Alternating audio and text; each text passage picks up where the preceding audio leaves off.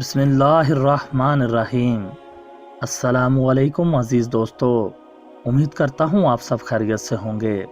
दोस्तों, आज की वीडियो में हम एक ऐसे ताजर की बात करेंगे जो दमिश्क का अमीर तरीन ताजर था, लेकिन जब वो मरा तो उसके पास कफन के पैसों के अलावा कुछ न था।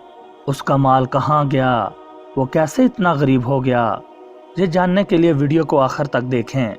मज़ीद आगे बढ़ने से पहले चैनल पर नए आने वाले दोस्तों से गुजारिश है कि हमारे चैनल को सब्सक्राइब कर लें और घंटी का बटन लाजमी दबाएं।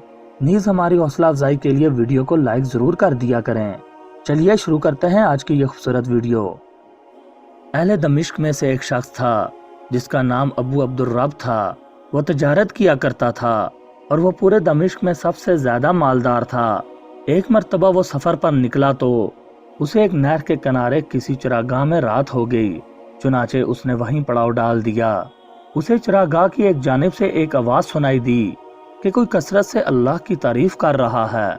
वो शख्स उस आवाज़ की तलाश में निकला तो देखा कि एक शख्स चटाई में लिपटा हुआ है।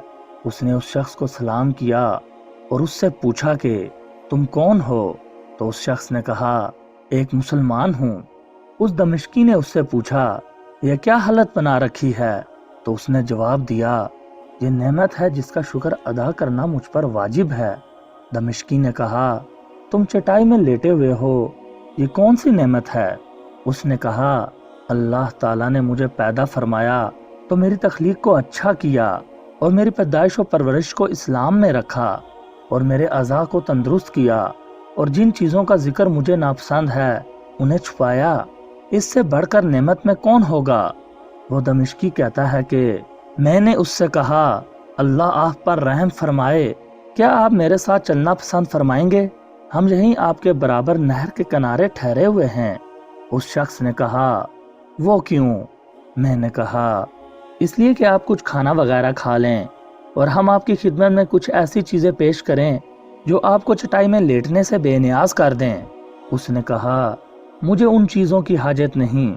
ये कहकर उसने मेरे साथ चलने से इनकार कर दिया और मैं वापस लौट आया। उसकी बातें सुनने के बाद मेरे नज़दीक अपने आप की कोई हैसियत ना रही।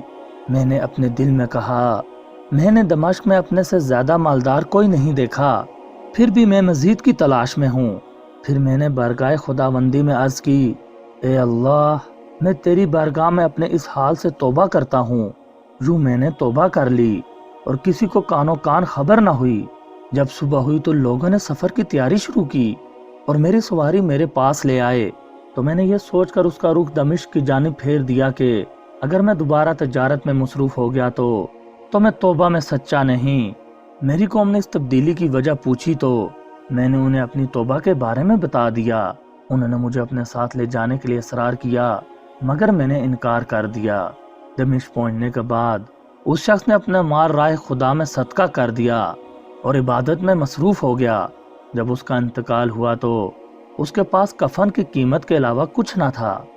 दोस्तों, हमें भी चाहिए कि हम अल्लाह की दी हुई तमाम नेमतों का शुक्र अदा करें और दुनिया व आखिरत में कामयाब होने के लिए अल्लाह और उसके रसूल सल्लल्लाहु अलैहि वसल्लम के बताए हुए अहकामात पर अमल करें। मज़ीद अच्छी वीडियोस देखने के लिए हमारे चैनल को सब्सक्राइब करें और घंटी का बटन लाजमी दबाएं। नीज़ वीडियो को लाइक और शेयर ज़रूर कर दिया करें। अपनी कीमती राय का इजहार कमेंट बॉक्स में लाजमी करें। अगली वीडियो तक के लिए मुझे दीजिए इजाज़त। अल्लाह निगहबान।